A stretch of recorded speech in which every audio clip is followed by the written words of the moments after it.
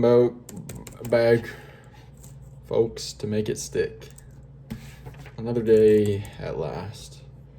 Welcome back. I used to punch this thing all the time. Fonke, we got 2 flashcards. What does feeling like you're not learning often signal an effective practice? Somehow, paradoxically, feeling like you're not learning, but when you're using effective learning techniques in practice, you often are learning. So it's often a signal that you're deeply engaged, using lots of cognitive effort, and so it's gonna result in lots of learning. That you're engaging in effortful learning, which feels harder but produces better long-term retention. Pretty good. What are the 5 sections of chapter 5? Avoid illusions of knowing. The 2 systems of knowing. Mental models.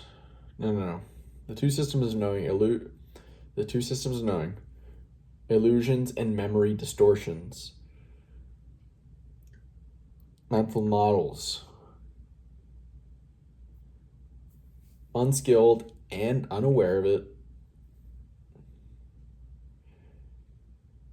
5 is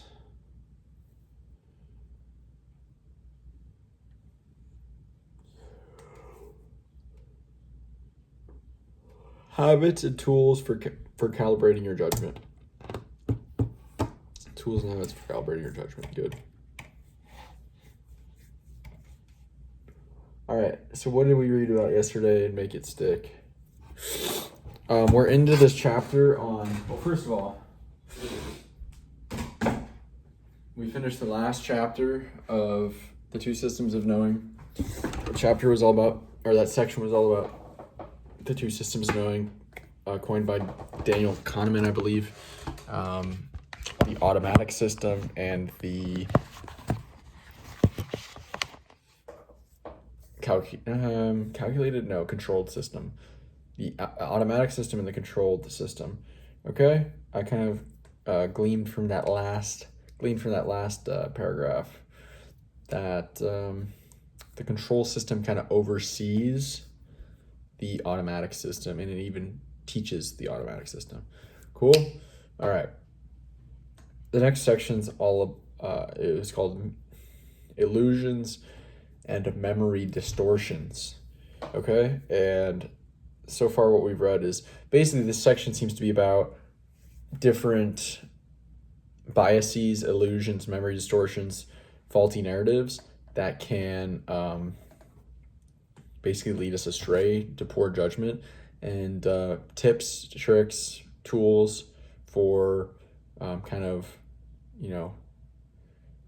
becoming aware of them and taking steps to mitigate their potentially damaging attributes or consequences. So the first of this big chapter or section, they talk about narratives. This is what this first part of this section is, in narratives.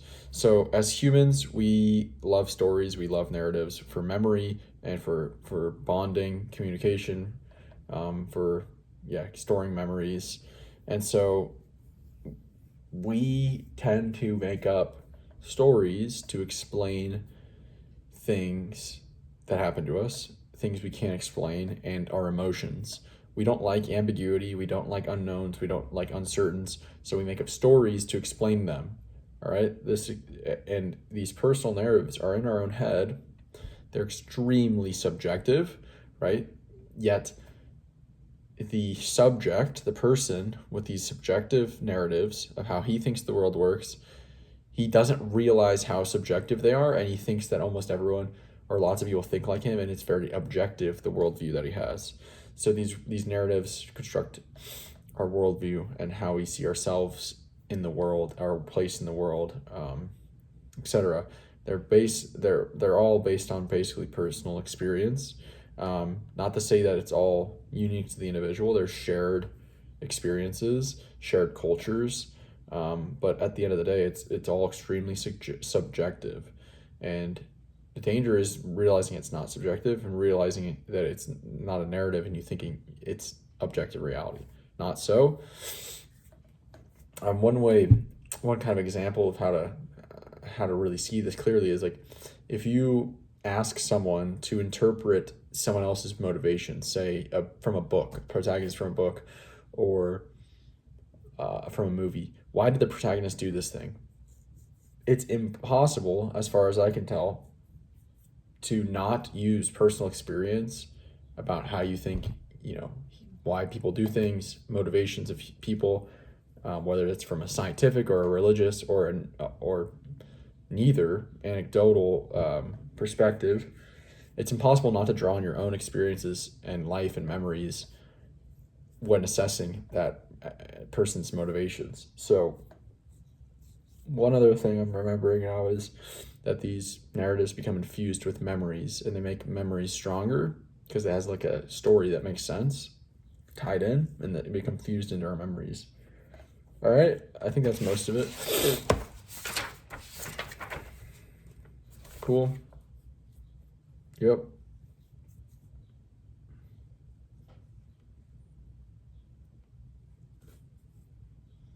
One other thing. Humans are great at ignoring contradictory or inconvenient evidence as a whole, just in general. And we are very good at confirming our own biases, confirmation bias. I'm sure that will be addressed in here. But yeah, so that's something to be wary of.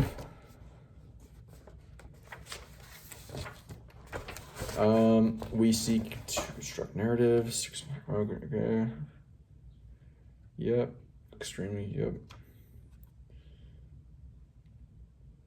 Oh, and also one not only doesn't realize how subjective these narratives are, but they lack the subject often lacks the understanding of how these stories and worldviews and experiences shape their judgment and their the way they see the world.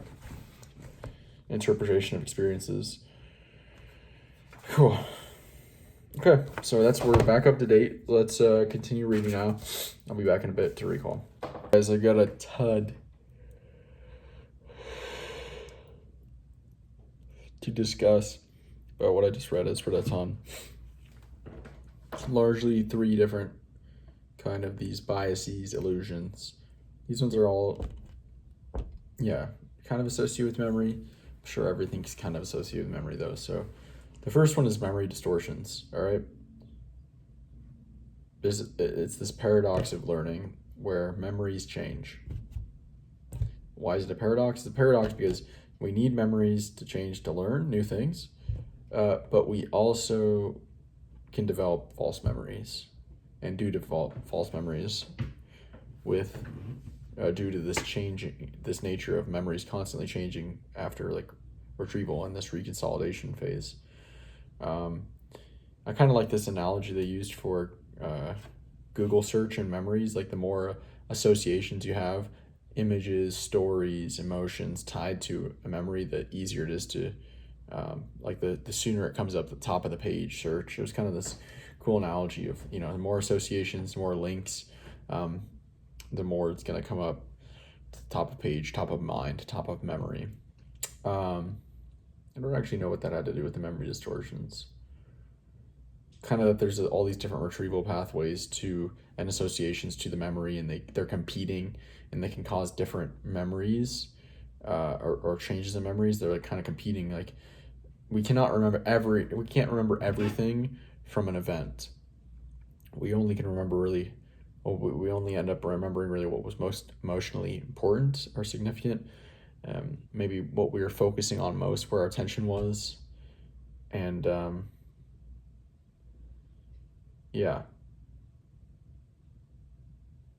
so it's not an accurate memory it's never an accurate representation of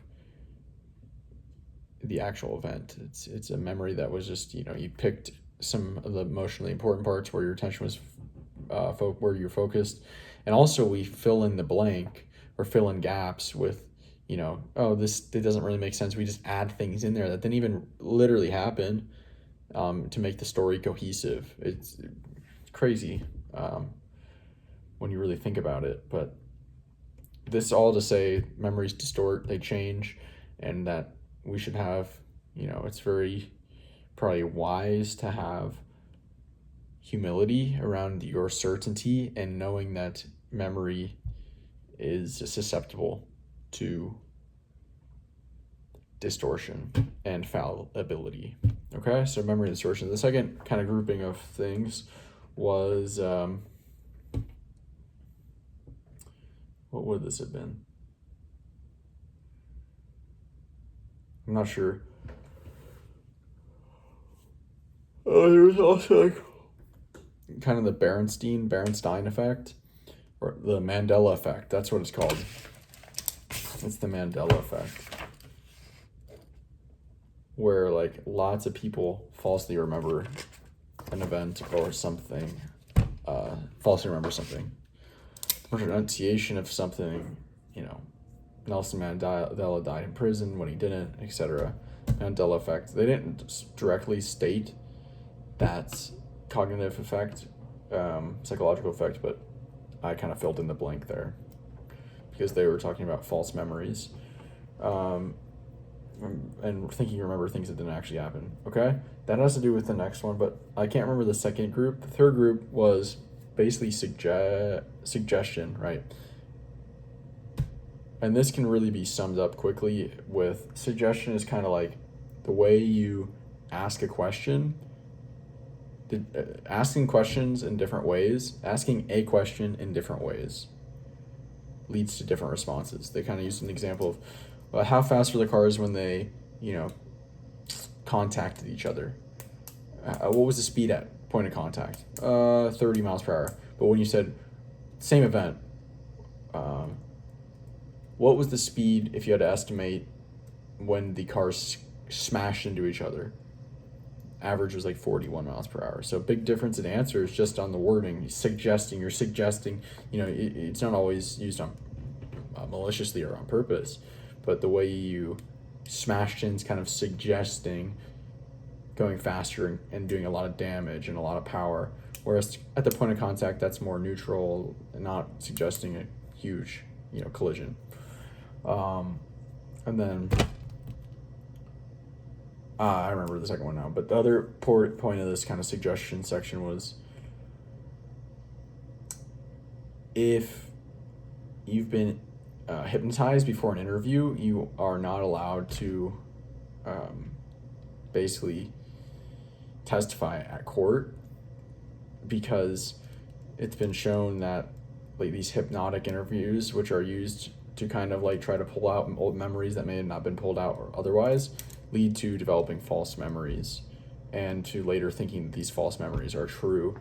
And so it's not you're not allowed to testify in court, and that has to do with the passing as well.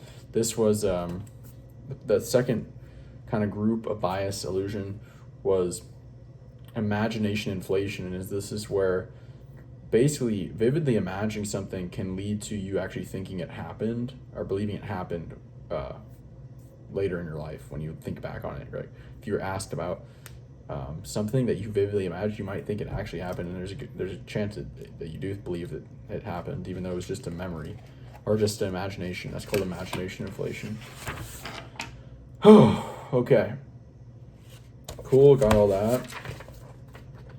Okay, got all that. Cool.